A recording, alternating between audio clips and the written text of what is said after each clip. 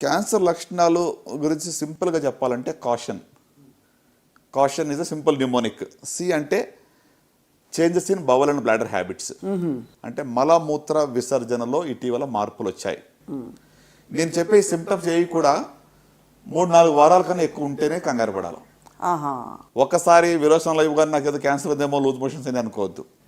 So మలమూత్ర విసర్జన మార్పులు అంటే ఎక్సెసివ్ కాన్స్టిపేషన్, మోషన్ అవ్వటం లేదు, లేక మోషన్లో బ్లడ్ పడుతుంది, మోషన్లో చీమ్ పడుతుంది, లేకుంటే నాకు తినబుద్ధి కావటం లేదు. So blood in the stool కానివ్వండి, బ్లడ్ ఇన్ ద యూరిన్లో కూడా బ్లడ్ పడినట్లయితే స్టోన్ వల్ల కూడా పడవచ్చు, బ్లాడర్ ఇన్ఫెక్షన్లో కూడా పడవచ్చు, ట్యూమర్లో కూడా బ్లడ్ పడవచ్చు. కరెక్ట్. సో కనుక anything which is there for 3 to 4 weeks మలమూత్ర విసర్జనలో ఇటీవల మార్పులు వచ్చాయి అంటే అది ఒక లక్షణంగా భావించవచ్చు.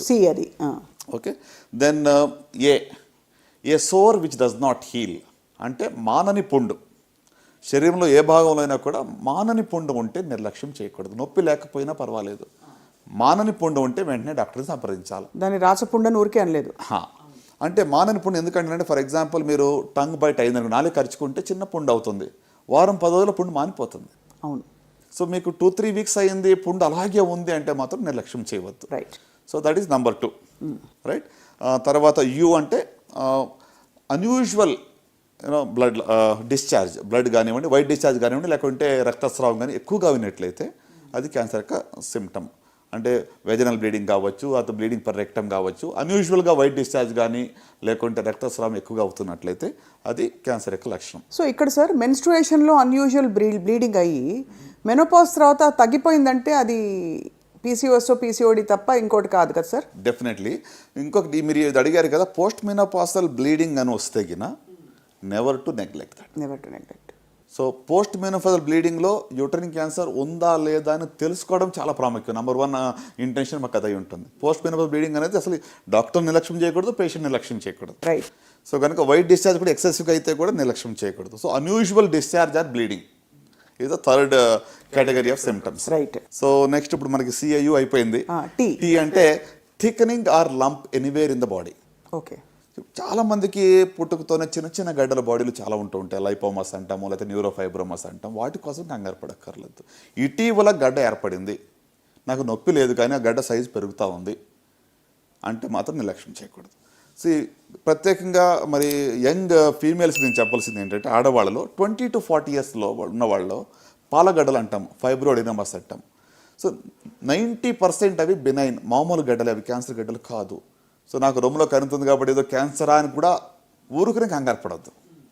రైట్. బట్ మీకున్న కణితి బినైనా లేక మ్యాలిగ్నెంట్ అని తెలుసుకోవడానికి మాత్రం ఒకసారి డాక్టర్ని సంప్రదించండి. సో ఇటీవల కణితి రొమ్ములో కానీ శరీరం ఏ భాగంలో అయినా కూడా కొత్తగా కణితి ఏర్పడి అది సైజు పెరుగుతూ ఉంది, నొప్పి లేకుండా ఉన్నా పర్వాలేదు, దాన్ని మాత్రం నిర్లక్ష్యం చేయకూడదు. So that is thickening or lump anywhere in the బాడీలో ఎక్కడైనా కూడా కొత్తగా కణితి ఏర్పడడం. రైట్. సో నెక్స్ట్ ఐ అంటే indigestion or difficulty in swallowing, అంటే అజీర్తి అవుతా ఉంది, మృంగలేకపోతున్నాము, నీళ్లు లేకపోతే గుట్టక వెళ్ళటం లేదు.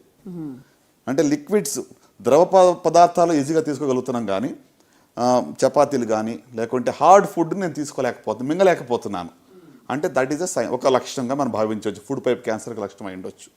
సో ఆ గుట్టక వేయాలని నీళ్లు లేకుండా లోపలికి వెళ్ళట్లేదు, కానీ నేరోయింగ్ అయిపోయింది, ఈజీగా వెళ్ళటం లేదు. సో అది ఒకటి. Indigestion or difficulty in swallowing, మింగడానికి ఇబ్బందిగా ఉంటాం. ఓ అంటే obvious change in the birth mole, పుట్టుమచ్చలు చాలా మందికి ఉంటాయి.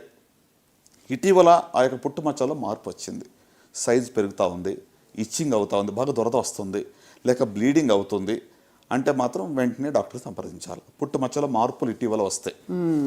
రైట్. ఇంకా లాస్ట్కి వచ్చేటప్పటికి ఎన్ అంటే నాగింగ్ కాఫ్, అంటే ఒక రకంగా చెప్పాలంటే మానని దగ్గు. 3-4 weeks అయింది. ఈ మధ్యన కోవిడ్ వేవ్ 2 అయిన తర్వాత ఇక రకరకాల వేరియంట్స్లో దగ్గు 1 month కూడా సర్వసాధారణంగా వస్తూ ఉంది. But otherwise more than 6 weeks మానని దగ్గు ఉన్నట్లయితే, మరి మీ గొంతుకు బొగ్గురు పోయినట్లయితే తప్పకుండా డాక్టర్ సంప్రదించాలి. దట్ ఇస్ సంథింగ్ దట్, అంటే దాన్ని మనం ఇగ్నోర్ చేయవద్దు. ఓకే. ఇది కాషన్. అద్భుతం సార్.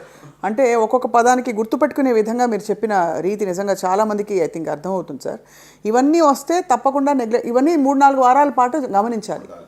అంటే నేను ఇంకొక మాట ఇక్కడ మీతో చెప్పాలి. ఈ కాషన్ అన్ని గుర్తుపెట్టుకుని రోజు ఈ కాషన్లో ఉన్నాయని నాకు ఉన్నాయని కంగారు పడకుండా ఒకవేళ ఇంకా సింపుల్గా నాకు తెలియాలని ఆశ ఉంటే, ఇటీవల నా శరీరంలో ఏదో తేడాగా ఉంది, తెలియని వెయిట్ లాస్ ఉంది. లాస్ట్ 3 monthsలో నేను మోర్ దెన్ 10% వెయిట్ లాస్ అయ్యాను. ఆకలి లేదు అనేది జనరల్ సిమ్టమ్స్. అంటే మన శరీరము మనతో మాట్లాడుతోంది. Correct. Your body is talking to you. Listen to so మీ listen to your body. Simple. మీ బాడీ ఏదో తేడాగా ఉంది అనిపించినప్పుడు ఒకసారి వెళ్ళి చూపించుకోనండి. నాకు ఐ వాంట్ గెట్ స్క్రీన్డ్, నేను కొన్ని క్యాన్సర్ స్క్రీనింగ్ చేయించుకుందాం అనుకుంటున్నాను, అతను బాడీ హెల్త్ చెకప్ చేయించుకోండి అని చెప్పండి. సో అట్లా ఉట్టి క్యాన్సర్కి కాదు, non communicable diseases, diabetes, hyper tension, cardiac, cancer అన్నీ కలిసి మనం టెస్ట్ చేయించుకోవచ్చు ఒకేసారి. కరెక్ట్ సార్, చాలా వాల్యుబుల్గా చెప్పారు. అయితే సార్ ఒక మాట, ఈ క్యాన్సర్ని మరింతగా పెంచే కండిషన్స్లో is stress one of them, diabetes, hypertension or they one of them? అంటే chronic diseases, non communicable disease like diabetes కానివ్వండి, కార్డియాక్ కానీ, ఇవన్నీ కూడా in one or the other way impact. అంటే వాటి వల్లనే ఇది వస్తుందని నేను చెప్పలేను. ఇప్పుడు stress is also one of the carcinogen. ఇటీవల మీరు డేటా చూస్తుంటే డెఫినెట్గా స్ట్రెస్ వల్ల 100% క్యాన్సర్ వస్తుందని ప్రూవ్ ఎక్కడ చేయడం కష్టం. అది అంటే మనకి ఎలాంటి ఎవిడెన్స్ డైరెక్ట్గా దొరకదు, బట్ ఇండైరెక్ట్గా definitely stress is also one of the risk factors మనం చెప్పవచ్చు.